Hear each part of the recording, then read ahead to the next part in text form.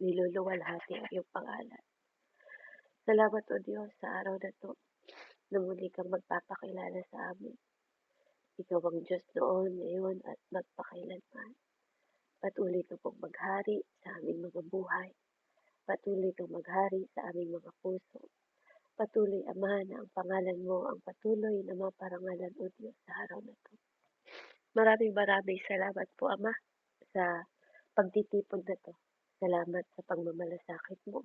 Salamat sa umaapaw na pagmamahal mo sa bawat isa sa amin. Maraming salamat, Panginoon, sa mga ituturo mo. Gamitin mo lang po akong alulod ng pagpapala, Panginoon. Gamitin mo lang ako, Panginoon ko, na vessel at maging tinig mo sa oras na 'to.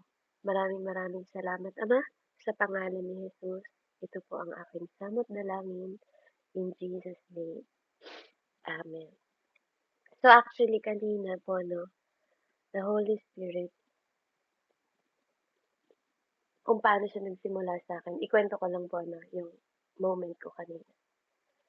Sabi niya, the Holy Spirit leads you to truth. Amen. Not knowledge. Sabi ko, Lord, paano yun?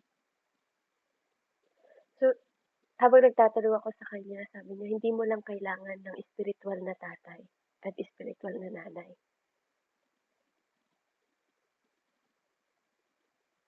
Kailangan mo rin ng tao na sasagot ng mga tanong mo. Kailangan mo rin ng mga tao na maglilid sa'yo. Hindi kita tinawag para maging fanatic people. Alam niyo, yung mga sikat na people lang, yung mga ano mo, para makapagsagot ng mga question kung ano yung tinatanong mo sa akin. Minsan, sabi niya, gusto kong marinig mo yung message ko. At gusto kong iparinig mo yung message ko para sa'yo at para sa kanila. Kailangan mo ng somebody na tutulong sa'yo para mag-upgrade yung the way how you think. Para mag-upgrade yung pag-iisip mo. Para lumawak yung pag-iisip mo. At naniniwala po ako na kailangan nyo din yun. Kaya ako to sinasabi sa inyo, hindi ko to binabahagi para kainggitan o para ipagmalaki o para sabihin na higit ako sa inyo. Sinasabi ko to kasi mahalaga to. Mahalaga po ito. Amen. Kaya nga, alam nyo, sabi nga, kung meron lang daw eskwelahan ng course para mag-isip ang tao, bibigyan niya tayo. Pero binigyan ko kayo. Binigyan ko kayo ng tagapagturo. Salamat po sa buhay ni Pastor Carla na tinuturuan tayo how to change our mind. Kung paano niya tayong tinuturuan, kung paano yung step by step. Huwag niyong inimiss yun. Huwag niyong inimiss yun. Ano po? Kasi tinawag siya ng Diyos. Pinadala po talaga siya para sa atin. Amen.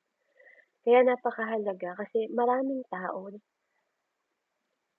ang hindi marunong mag-isip. That's the word. Maraming tao, anak, hindi marunong mag-isip. Kaya napakahalaga po na, yes, maybe you are knowledgeable. Yung physical mind kasi, iba ang sinasabi ng spiritual mind. So, yun yung sinasabi niya sa akin kanina madaling araw. We need to understand na may mga tao na magpupur sa inyo ng understanding. May mga tao na gagamitin para maunawaan ninyo yung mga nasa loob ninyo, yung mga katanungan sa loob ninyo na gusto nyong malaman at gusto nyong ilabas. Kaya, alam ko po bawat isa sa atin may mga tanong tayo.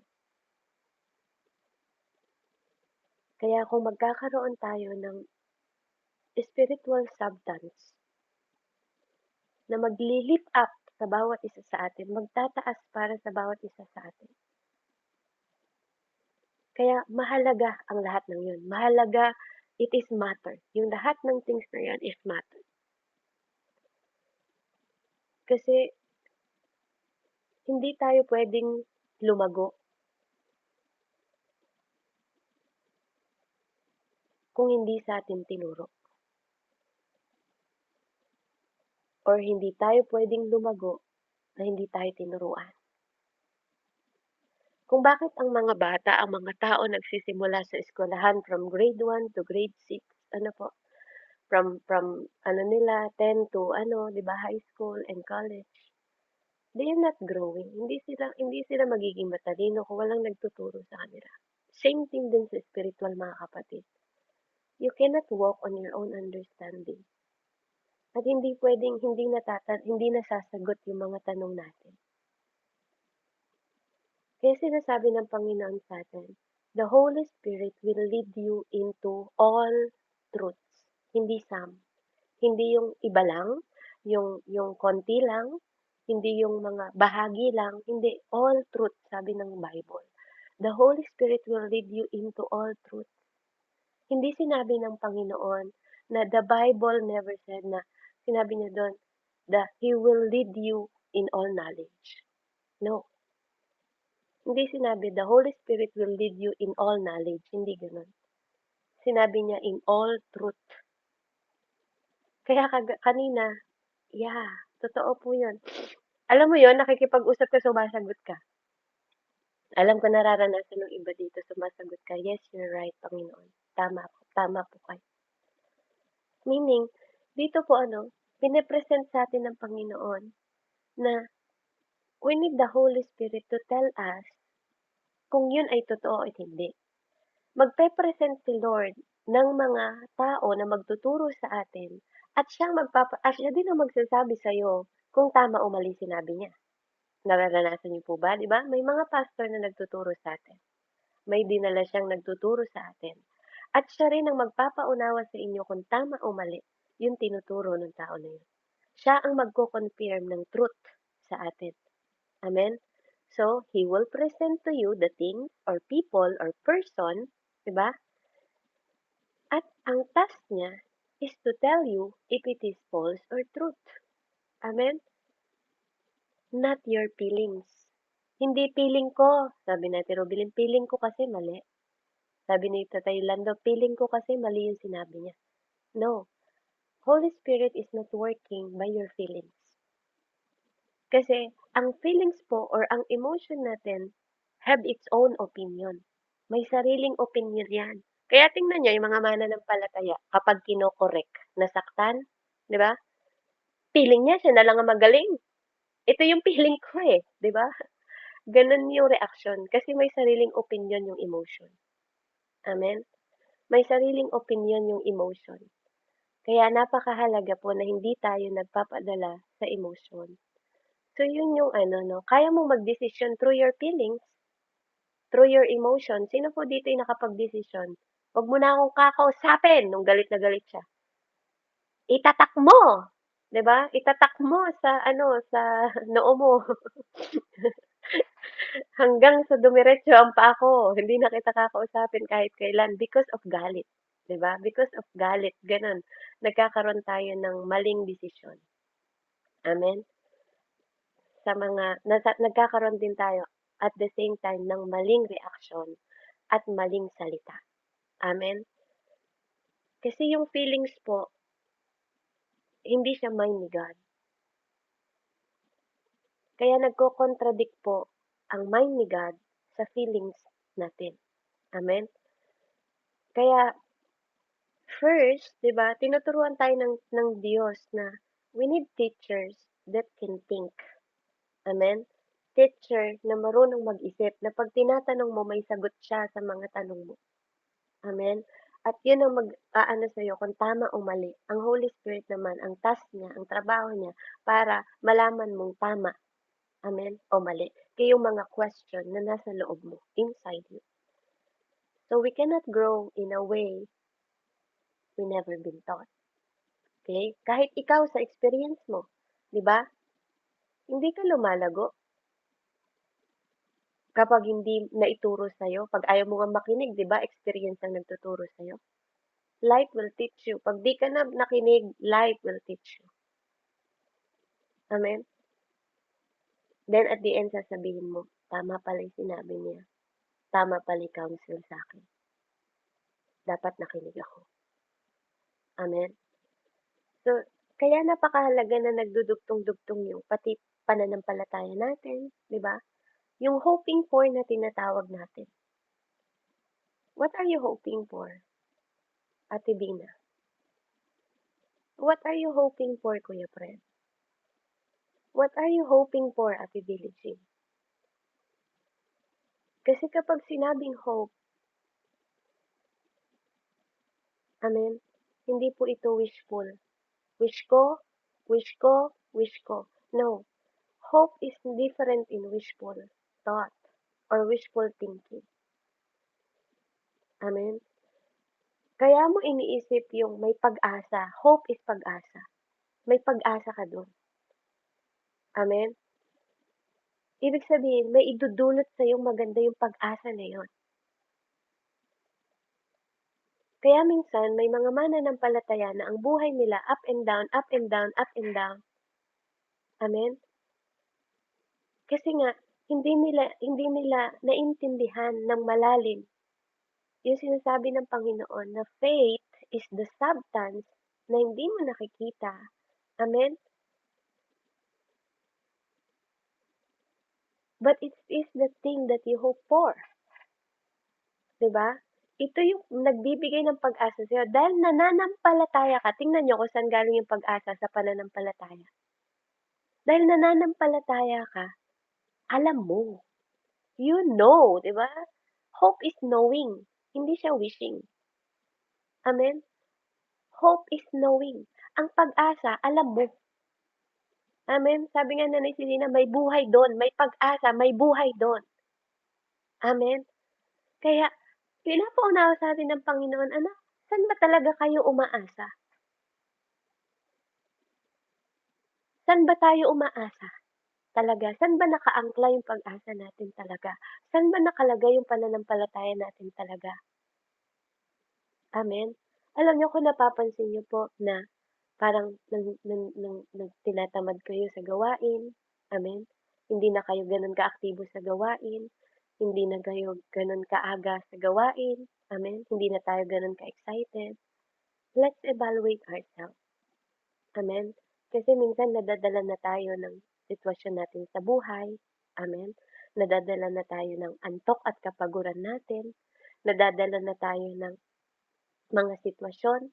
Amen? Sa paligid natin. Nadadala na tayo ng kaya nababago. Nababago yung ating pagsunod. Yun yung tanong sa atin ng Panginoon. What are you hoping for? Tinanong niya yung sa akin, pero tinatanong ko rin yun sa inyo. What are you hoping for? Saan ang gagaling yung pag-asa ninyo? At ano yung inaasahan ninyo? Anong inaasahan ninyo sa paglilingkod sa Diyos?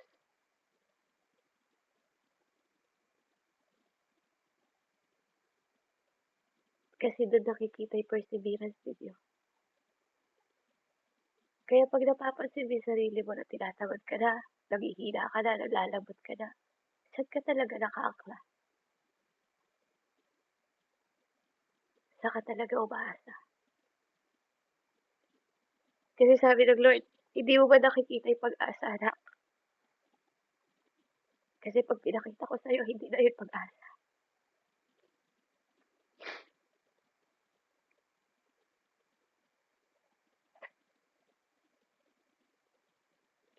Diyos siya na hindi nakikita, pero Diyos akong tapat. Diyos siya na tumutupad ng mga pangako. Diyos siya na kaya niyang baguhin yung buhay natin. Kahit sa pinakapangit pa na sitwasyon. What are you down for?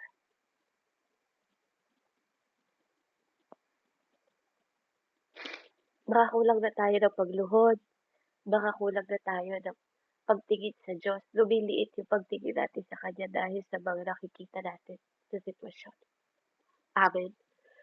Today is, itong month po na to is month of August. It is number 8. It is the prophetic of new beginning, new life. Number 8 is a new beginning.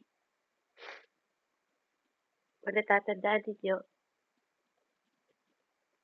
or sino po nakakaalam kung ilan lang yung naligtas nung panahon nila Noah sa barko?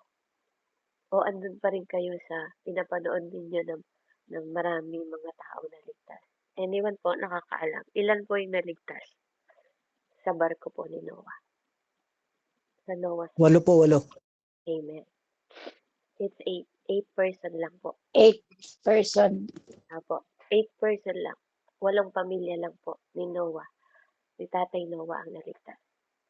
Hindi po totoo yung pinapanood ninyo kung hindi kayo nagbabasa ng Bible, tamad magbasa ng Bible. Amen. Sipagan na po natin. Amen. Huwag po natin pairalan. Alam niyo ba ang katamaran is spirit of laziness? Espiritu po yan. Amen. Kaya kahit na may spirit ka ni God, tapos may spirito ka ng katamaran. Amen. Kaya ka hindi nagbabasa hanggang ngayon. It is spirit, mga kapatid. Amen. Hindi yan basta naantok ka lang, tulog ka lang ng tulog. Hindi. Spirito po yan, you have to rebuke. You have to rebuke at turuan mo yung sarili mo ng disiplina. Alam nyo ba na ang taong may disiplina ay taong may kalayaan? Kapag wala kang disiplina, wala kang kalayaan. Kaya kapag hindi mo kayang bumangon sa oras na kailangan mo na mag-aral, amen, kahit saan ka magpunta na lugar, pag may disiplina ka, malaya ka. Hindi ka malilate, amen, hindi ka mapapahamak, kasi may disiplina ka eh. Yun po yung kaibahan ng taong marunong pag-isip. Ang taong marunong mag-isip bago magsalita, taong may disiplina. Amen. Kaya napakahalaga po na ang title po ng ating pag-aaralan ngayon is New Beginning, New Life. Amen. Purihin pa ang Panginoon. Dito po makikita natin kung gusto natin ng bagong simula or bagong buhay. Kaya nga sabi ko, new beginning or new life, 'di ba? Kaya new beginning and new life na lang. Kasi sinulat ko to ng walang pamagat. Habang kanina nag-aano kami, yun, habang nakikinig ako sa kanya, sinulat ko to ng walang pamagat. Amen? So, yun po yung pinakamahalaga na makita natin ngayong gabi, yung new beginning and new life. This August, amen, kailangan magkaroon tayo ng new beginning and new life. Amen? Kaya, ang tao po na gustong magsimula ng bagong buhay ay taong may lumang buhay. Are you agree? Amen? 'Di ba? Ang taong gustong magsimula ng bagong buhay at bagong panimula ay taong may lumang buhay. Amen? Hindi ka pwedeng magkaroon ng new kung wala kang luma. Tama? Hindi ka pwedeng magkaroon ng bagong sapatos at Rubilin kung hindi mo nakikita yung lumang sapatos mo. Amen? Hindi mo sasabihin bago yung t-shirt mo kung wala yung lumang t-shirt mo. Ganun din po sa spiritual. Hindi mo pwedeng sabihin na may bagong buhay ka. Amen? Na hindi mo nakikita yung old na ikaw. Kaya alam niyo yung, 'di ba yung anak na the prodigal son, nung bumalik siya sa tatay niya, pinalitan din yung garment niya. Bagong damit. Amen? Bagong buhay. Kaya mahalaga po na alam natin yung mga significant ng mga binabasa natin. Magkaroon tayo ng mga tanong. Pag di nyo naiintindihan yung mga binabasa nyo, magtanong kayo. No, pag nagbabasa kayo, wag lang kayo nagbabasa. Know how to think. Paano naging ganun, Lord? Anong ano nun? recognition nun, ano ang symbolic ng mga bagay na yun. Amen? Kasi it will teach you. Kaya, we cannot have new things without old things. Kaya kapag tinitingnan natin yung konsepto ng Panginoon, tinitingnan niya tayo na mga nilikha niya. Amen? Sa oras at creation na siya yung gumawa. Kaya ikaw, nakikita mo na, oh, I am ganito, ganito lang ako eh. Kasi ganito lang ako eh. 'Di ba? Iba yung paningin ng Lord kasi tinitingnan ka niya sa kung paano ka niya ginawa, hindi sa kung paanong feelings mo tinitingnan mo yung sarili mo. Amen? Sa own understanding mo, tinitingnan mo yung sarili mo. Hindi ganun tumingin yung Diyos. Kaya ang Panginoon, hindi siya nag-create ng mga things para lang mawalang kabuluhan o walang maging kaparaanan ng lahat ng ito. Hindi siya nagtalaga ng mga pastor, ng mga apostol, propeta, teacher, mga evangelist, amen, kung wala pong kabuluhan ang lahat ng yan. At kaya din ng Panginoon na simulan yung kwento mo kahit magsimula ka sa dulo. Alam mo yun? That's God. Kaya niyang i-detalye sa'yo yung dulo ng kwento mo, Kuya Fred. Kung ano yung magaganap sa'yo, pabalik ng simula mo. Amen? We cannot do that. Hindi natin kayang gawin yun. Amen? Walang taong kaya magkwento sa'yo ng dulo, from dulo to simula. Amen? Kaya He designed us the beginning. Nagsimula siya sa beginning, mga kapatid. Hindi siya nagsimula sa dulo. Kahit na binabasa natin daw yung Bible natin, no? Huwag natin lagyan ng daw. Kahit binabasa natin yung Bible natin, in the beginning, di ba? Pag nagsisimula kayo sa Genesis, in the beginning. Amen? Tingnan niyo po yung Bible niyo. In the beginning, nagsisimula ang lahat. Pag pumunta ka sa John, sa John po, in the beginning, sabi din niya. Kasi hindi ka pwedeng pumunta sa dulo pag wala kang beginning. Amen? So, mahalaga yung beginning. Mahalaga yung starting point. Walang finish line kung walang starting line. Kaya, napakahalaga ng starting point. Paano ka natututo? Amen? Paano mo binabago yung pag-iisip mo? Paano mo gustong makaunawa sa mindset ng Panginoon? Mahalaga yon. It is matter. That is the beginning. Pagbabago ng isip is beginning. Tinuturo sa atin yan. Yun yung mga simula na kailangan nating matutunan kasi kahit pa yung tinuturo mo is sound doctrine, mukhang madoktrina naman yung tinuturo mo, pero hindi naman siya spiritual. Amen? What's the use? Mangliligaw ka lang. Mangliligaw ka lang ng mga taong nakikinig sa'yo. Kaya nga para sa mga nagtuturo, we have to learn. We have to study. Akala niyo po ba madali na magturo, tumayo lang sa harapan ninyo para mag-aral? Amen? Kailangan ng pag-aaral. Kailangan na naglalaan ng oras. Intentional sa pag-aaral. Kahit pa ito nagkukos ng pagkapuyat, maagang gumising. Doon mo makikita sa isang tao kung matter yung ginagawa niya. Madali po maghayag ng salita. No, kung gusto mo lang na magpasikat o masabi lang na may alam ka sa Bible, madali lang po yun. Amen?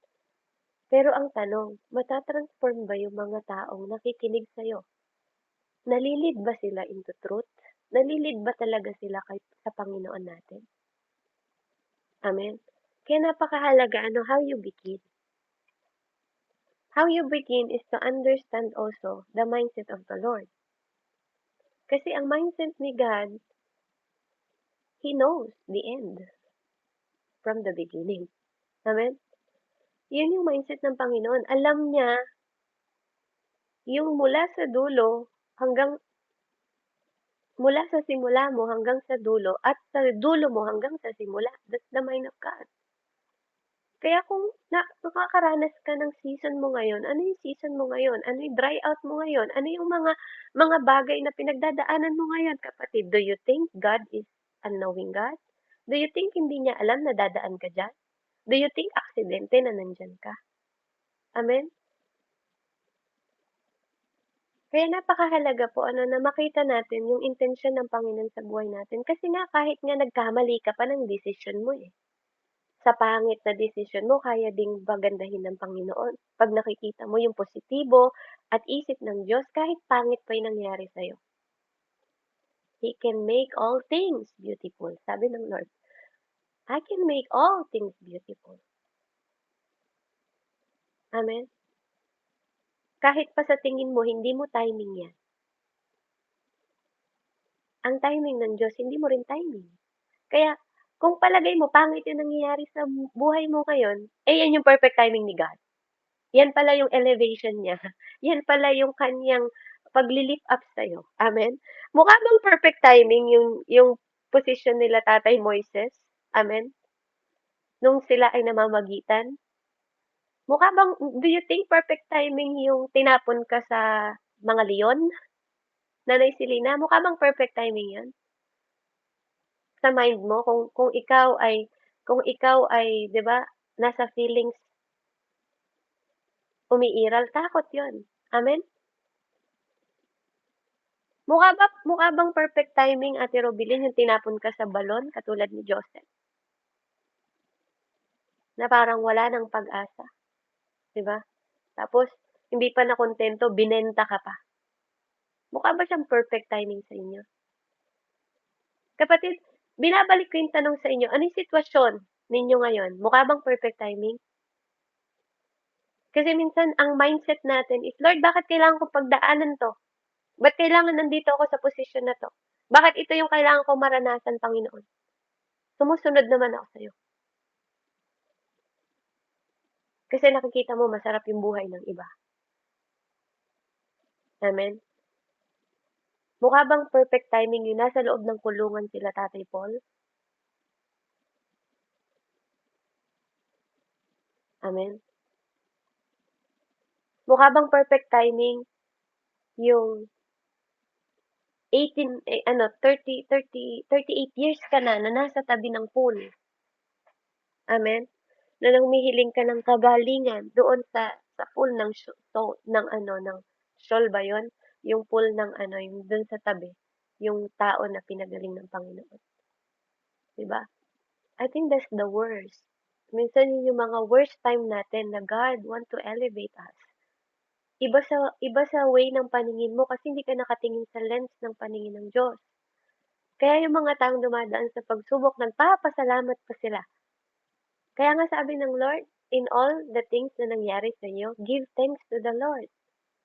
Magbigay tayo ng pasasalamat sa Panginoon kasi may gagawin ng Diyos. And yung palagay natin na hindi perfect things, perfect place, perfect na way ng Panginoon dun sa lugar na tinapon si Tatay Daniel sa leon, 'di ba? Naging makabuluhan 'yun. Bakit siya naging makabuluhan? Naisulat siya sa Biblia. Amen? Kaya na pinag-aralan natin, na tinuturo sa atin kung gaano dapat maging isang mananampalatayang nagtitiwala sa Panginoon, na umaasa sa Diyos, na nagbibigay. Alam niyo nung tinapon siya, that's the new beginning, 'di ba? Kay Daniel, oh, tinapon yung nagtapon sa kanya. Mukha bang perfect timing yung tinapon yung kanyang mga alagad, yung 3 alagad niya sa apoy, 7 beses pang pinainit. Amen. 7 beses pinainit. Isang isang mainit nga lang siguro nabu-burn na nga tayo, talsik nga lang ng mantika, masakit na eh. Yun pa kaya 7 beses pinainit. Pero tingnan niyo yung understanding nila. Hindi kami luluhod sa Diyos ninyo. Kahit pa itapon niyo kami diyan, iligtas ililigtas pa rin sila ng Panginoon nila. Hindi man kami iligtas ng Panginoon, pakinabang pa rin yun sa kanila. Amen. Alam nila yung kanilang nilalakaran. Alam nila yung tinatahak nila. Alam nila yung pinagsisilbihan nila. Alam nila yung Panginoon nila. Amen? At pagkatapos nun, that's the new beginning, di ba? Sumamba sa Panginoon yung mga tao na yon. Pangit sa paningin natin, pero sumamba sila sa Panginoon. Lumuhod sila lahat. At nabaliwala yung pinakamalaking statue na gawa pa sa gold. Amen? Anong sabi nila ng hari pa mismo? Sambahin ninyo ang Diyos nila. Amen? Dahil totoo ang Diyos nila. Amen? Nililid yung mga tao sa katotohanan. Amen? Kaya tayo, we have to speak the truth. Hindi natin trabaho na baguhin yung mga tao, but we have to speak the truth. Kailangan nating sabihin ang katotohanan ng pure na katotohanan. Amen? Kasi yun yung magbibigay sa kanila ng new beginning and new life. We don't have to tolerate ng mga kasamaan at maling pagsunod sa Diyos. So para magkaroon tayo ng new beginning or anything na gusto nating simulan, ibig sabihin, we need to start. Amen? Kailangan nating magsimula, mga kapatid. Kung ano yung ginagawa natin at paulit-ulit natin laging sisimulan kung ano yung ginagawa natin. Amen? So napakahalaga po, Napakahalaga ng lagi tayong bumabalik sa simula. Kasi yun yung unang nagbigay sa atin ng new beginning and new life. Huwag kayong mapagod na laging bumalik. Ano man yung pinagdadaanan natin, lagi tayong babalik sa Kanya. So ano yung pagkakaiba po? Amen? Now, the difference with God is God doesn't make mistake, mga kapatid. She wants you. Okay? Sorry po. God doesn't make mistake. Hindi po siya nagkakamali. Walang room na ginawa ang Panginoon sa buhay mo. Walang kahit konting kwarto sa buhay mo na nagkamali ang Diyos. Ano man ang ginawa ng Panginoon, it is perfect. Kahit pa magsimula siya sa dulo ng buhay mo at magpunta siya sa simula, it is perfect. Wala tayong ability na magsimula from end to beginning. But God can. Kaya niyang magsimula mula sa dulo papunta sa unahan.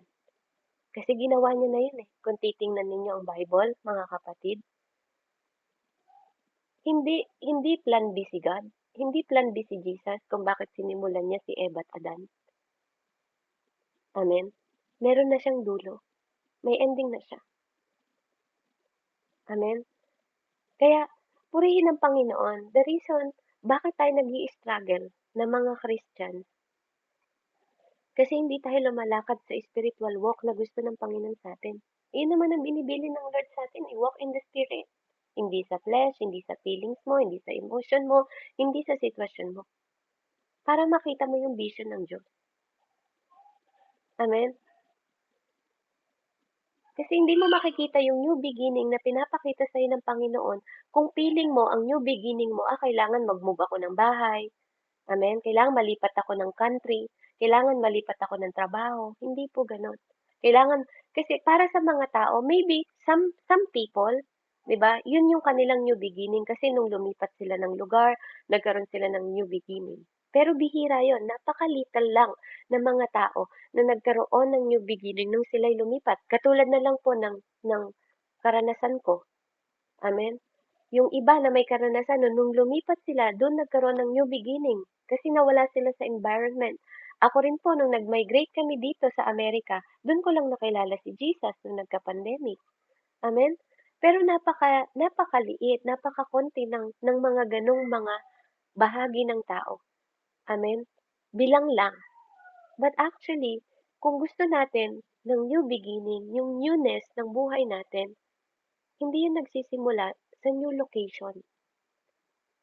Hindi, amen? O sa bagong sitwasyon. Hindi po, doon yun nagsisimula.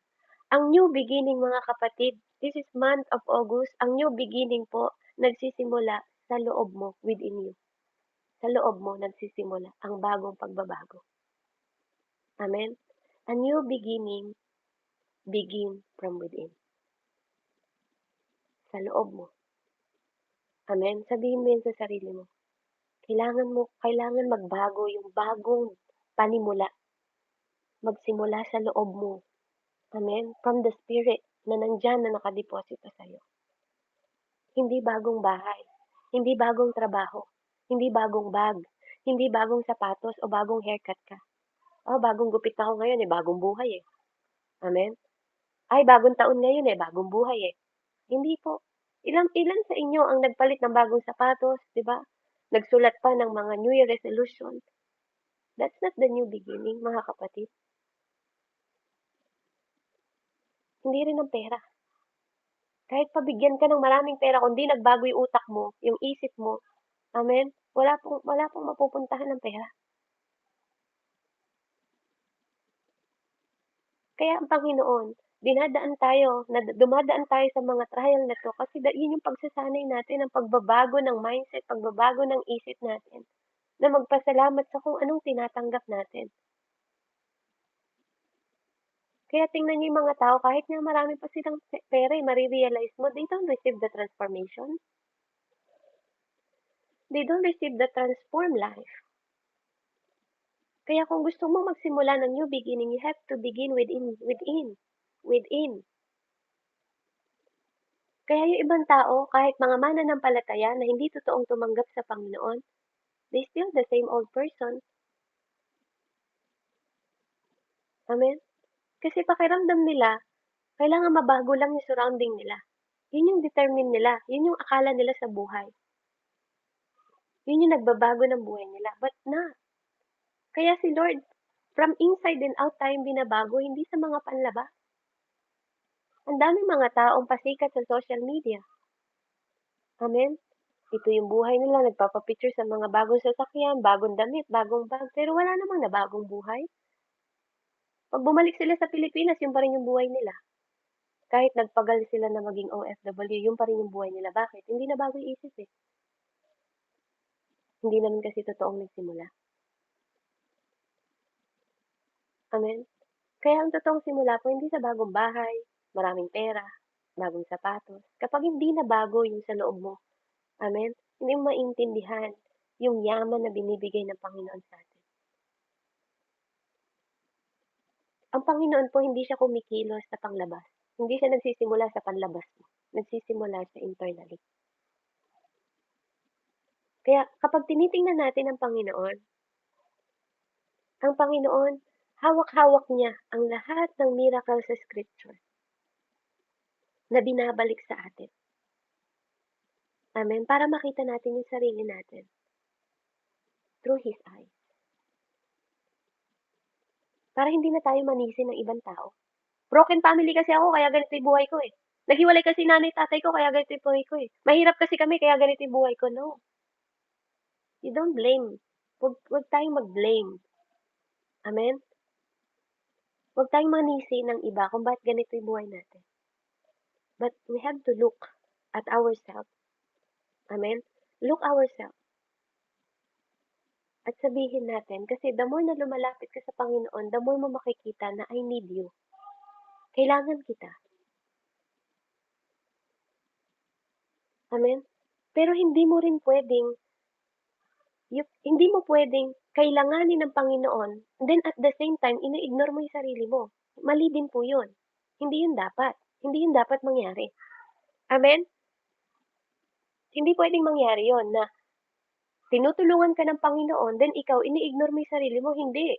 Gusto nga ng Lord na magsimula yun sa'yo para maibahagi mo yun sa iba. God wants us to overflow para maibigay natin sa iba. Hindi yung ibinigay mo na lahat, wala nang natira para sa'yo. Amen? Hindi yun ang gusto ng Panginoon sa atin. We have to be smart. We have to think. Amen? Magbago tayo ng isip. Kasi that's the new beginning ng life natin. Kung dati ang isip mo, "Okey lang wala nang natira sa'kin, okey lang basta kayo meron." Hindi po gano'n ang gusto ng Panginoon. Then paano na 'yung susunod? How can you share? Kung wala ka na, sinimot mo na 'yung para sa'yo. Amen? So maging matalino po tayo sa paggamit ng mga ini-steward sa'tin ng Panginoon. Amen? So para maging clear sa atin na makita natin 'yung sarili natin, 'yun 'yung tinuturo ng Lord, "Lagi kang magsimula sa'kin anak." Para habang lumalapit tayo sa liwanag ng Panginoong Diyos, nakikita natin yung kadiliman natin. Nakikita natin yung mga dapat nating baguhin sa ating sarili at saan tayo dapat magsimula. Amen? Makikita mo kung saang part natin kailangan ng Panginoon Diyos. Anong part ng ugali mo pa ang kailangan mo pa na tulungan tayo ng Panginoong Diyos. At dun mo makikita why I need purification. Why we need purification. Why you need newest life. Bakit kailangan natin ng bagong buhay. Amen? Kasi hindi makakakilos si Lord kung nandun ka pa sa old. Amen? Kaya napakahalaga po ng bagong buhay para sa atin. Pabasa nga po Ate Meds, Revelation 21:5-7. Dito po ako magtatapos and ililid ko po kayo sa prayer. Revelation 21:5-7 po.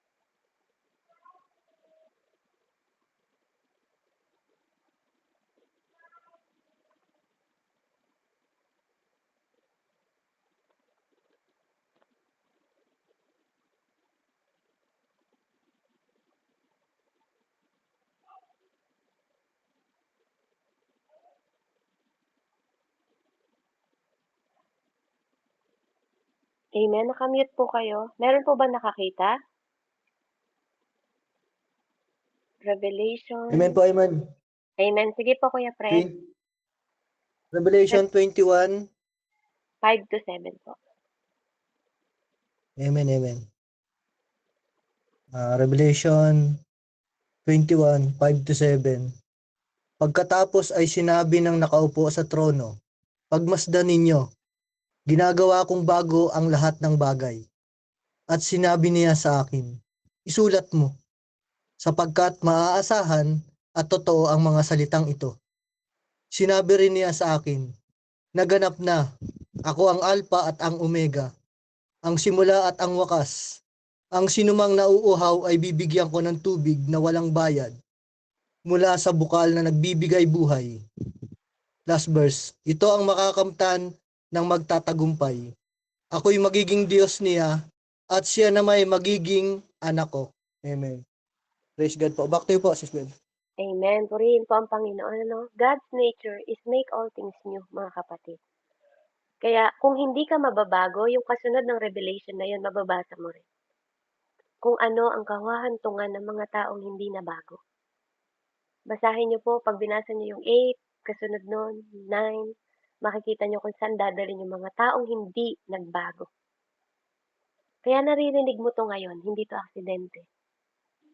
Hindi aksidente na naririnig mo yung mensahe na to ngayon na kung nandun ka pa rin sa luma, amen, at wala ka pang binabago at sinisimulan, napakitang tao ka lang sa ibang tao pero walang totoong nabago sa inside mo. Amen. It is the time, it is the day.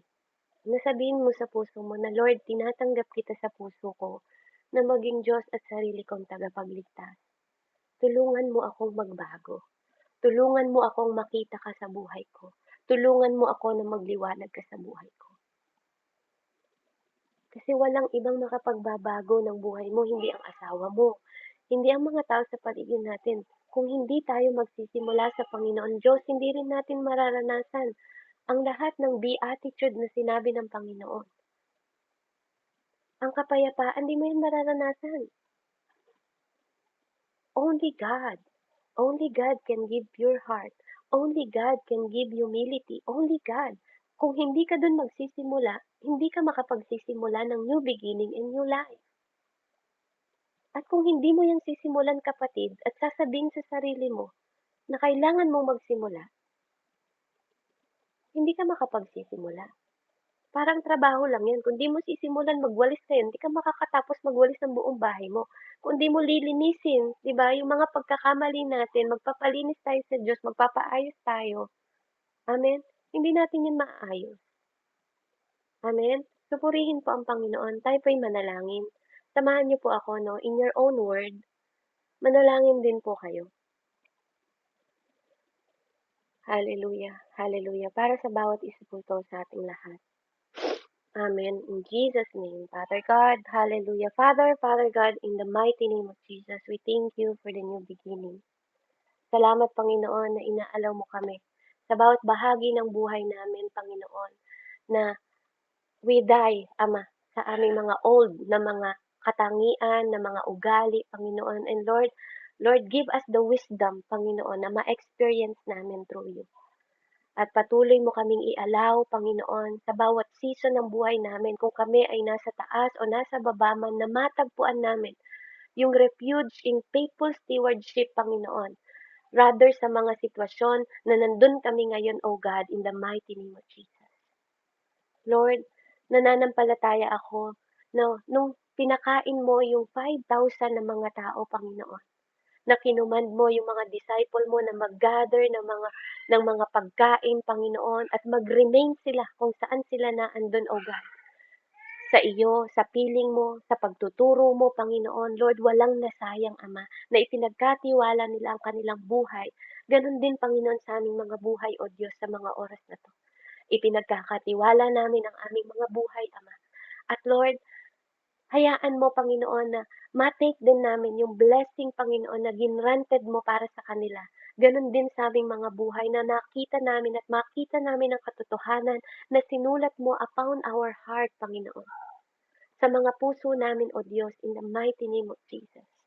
Lord, marami pong salamat, Ama, that this new chapter, new month, truly new, Panginoon, na beginning namin, O God, na bagong pag-iisip, even ang aming soul, O God, na maging bago, and even our spirit, Panginoon, mabago, Ama, in the mighty name of Jesus.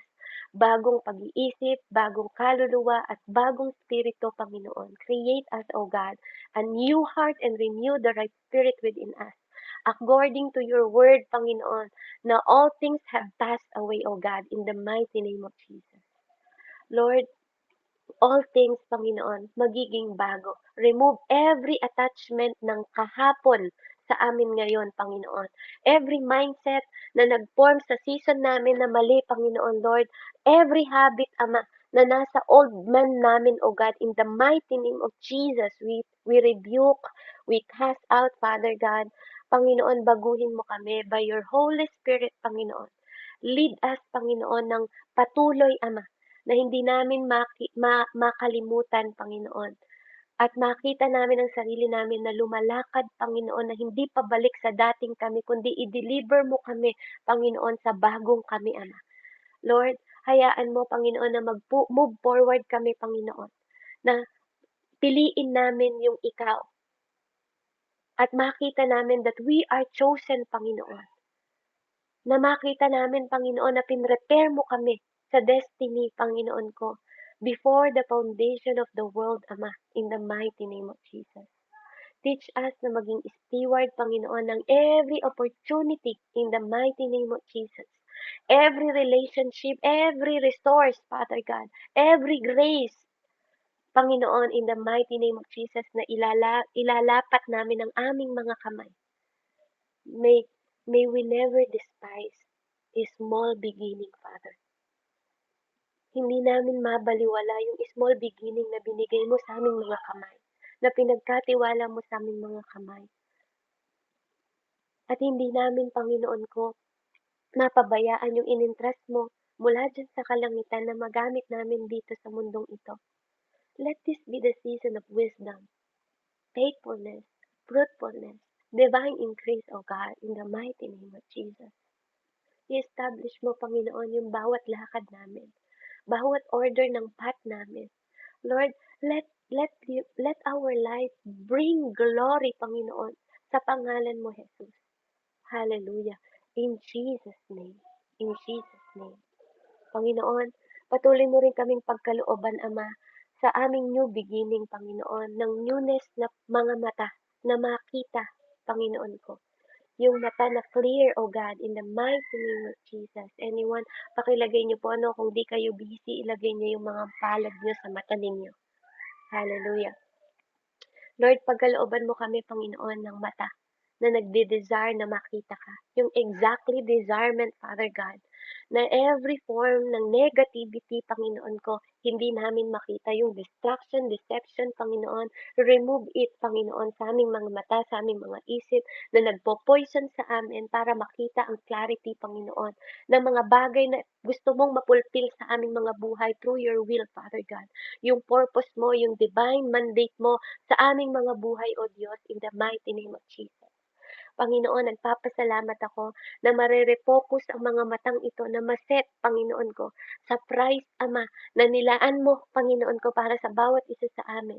Kung saan ang price na yon ay walang iba kundi ang yung bugtong na anak na si Jesucristo. Through Him, Panginoon. Let us see the world, Panginoon, kung paano mong nakikita ito. Hayaan mo na ma-perceive namin, Panginoon, yung leading, Panginoon, na ikaw ang gumagawa, ikaw ang kumikilos, Panginoon, kung sino ang tumawag sa amin, yun yung maging kami, Ama. Kung sino na ikaw na pumili sa amin, yung maging ikaw kami, Panginoon, in Jesus' name. In Jesus' name, Panginoon. Lord, salamat, Ama, sa patuloy na pagbibigay mo sa amin, Panginoon, ng fresh vision.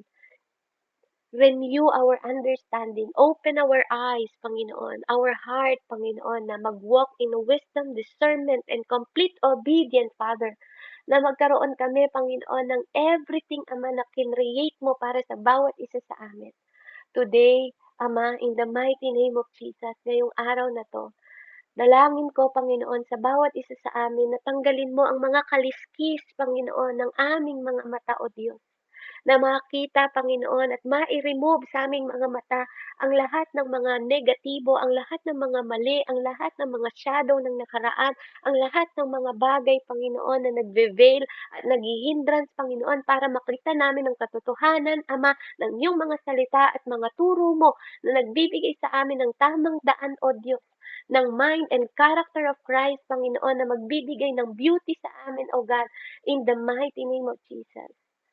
Maging katulad kami ng business mo sa mundong ito, na isik ka namin yung kingdom mo, ang isik namin yung righteousness mo, ang isik namin at makita namin, Father God, in Jesus' name. And Father, glorify yourself, Panginoon, sa aming mga buhay, sa aming mga vision, Panginoon, be your vision. Let your desire be our desire, and let your step be ordered by yours, Father God. And let our life bring honor, Panginoon. In the mighty name and powerful name, Jesus Christ, I pray. Amen and amen. Praise God and thank you po. God bless everyone. To God be the glory po. Amen. Ayan, salamat po Sis Bebs. Ayan, napataon. Sa CR ako kanina. Ayan, salamat sa aking asawa sa pagsalo.